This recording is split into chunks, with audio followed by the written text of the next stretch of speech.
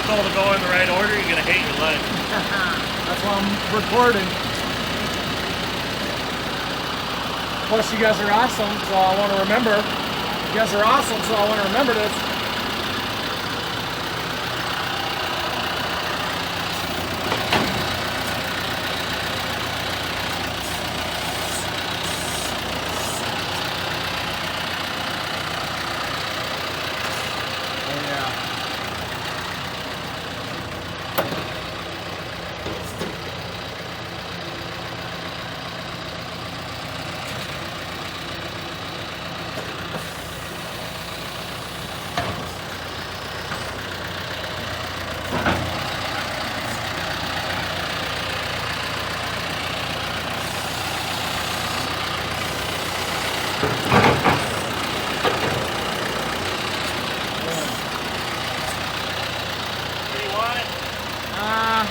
I'm trying to make room for you to turn around.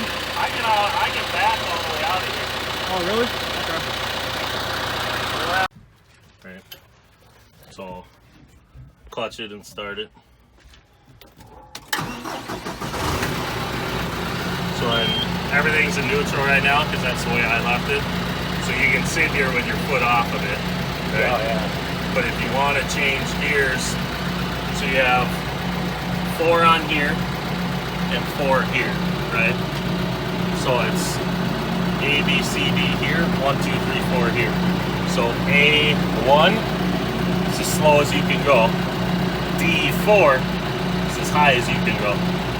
Once you get comfortable plowing, this thing's sweet spot on any normal lot is either C4 if it's a little heavy, or if it's like a 1 or 2 inch snowfall, you can get away with D1.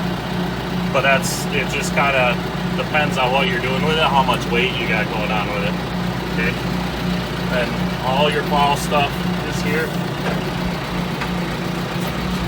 Go up, down, left and right.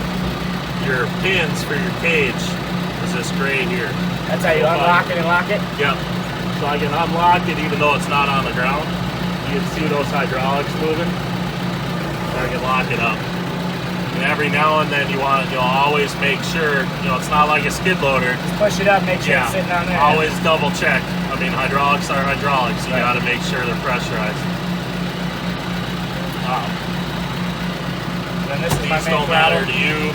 Yeah, so when I'm plowing, I haven't been in this one in a couple years, but in mine, roading into an account, drive it like a car.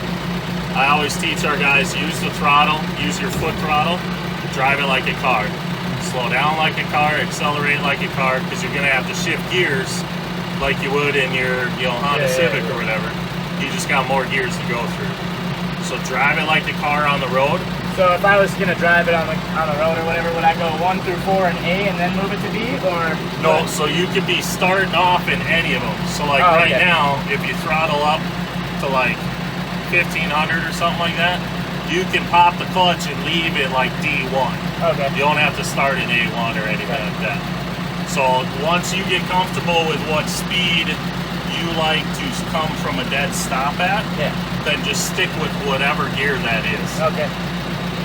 But that all comes down to the more and more you get more comfortable and used to it, the higher the gear you're going to be able to select and be comfortable with. Because same thing, you got wheel speed. If you pop the clutch, you're going to spin your wheels too. So it's just getting the feel of what it is, and driving it on pavement, you got a better chance of stalling it than you do on snow, because it's the snow is more forgiving on the tires. Yeah. I mean, I'm really familiar with driving manual cars, but I just never drove a tractor. Yeah. So just make sure you're clutching every gear. You can't miss anything. If you were to like back up right now and just go that direction, because there's a lot of shit around you, I'd stay in A until you're comfortable and your spatial awareness gets better with what you can and cannot fit through. Okay.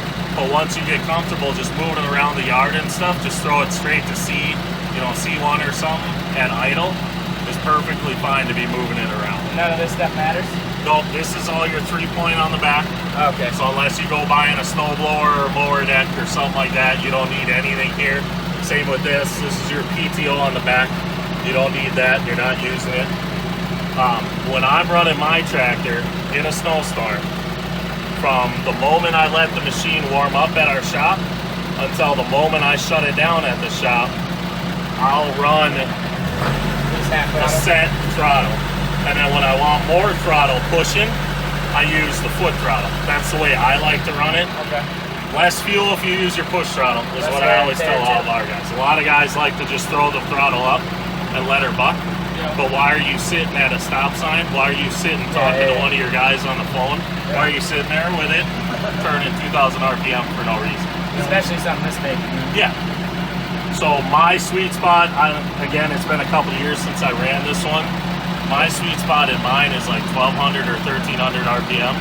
I know that if I pop the clutch on accident, I won't stall it if I have that much throttle here. So this says park over here? Yep. So you're indented in the park right now. Okay, so that is in park? Yep. And this moves? Yep.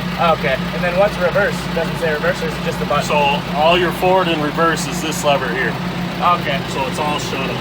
Right. So I would only have to go in first gear to reverse, obviously. Correct. So jump out, I'll sit there, and I'll have you sit on the buddy seat and we'll drive around for a second. Okay.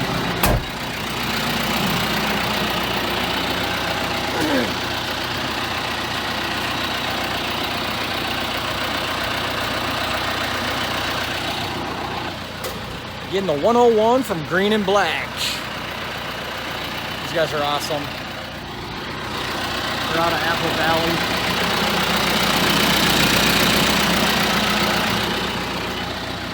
Minnesota guys. Really appreciate them coming out, showing us how to use the tractor. We've never used a tractor before. Of course, we bought this for our snow removal operation. And it's just awesome. They even brought it. I mean, look at this truck they got. It's unbelievable. So, just a great Minnesota connection. And I seen this tractor back in March, right around the time that snow was going to be ending last year, well, 2019. And I was like, man, we need that for our operation. So, just thought I'd throw this out there. I told you guys that I was going to make a video on this tractor when it came out. Big shout out to Nate and Justin for coming through, man. Green and Black, thanks a lot. Have a good one. Anyway, that's my youngest son, Jack, right there, getting a lesson 101. He's gonna be the man.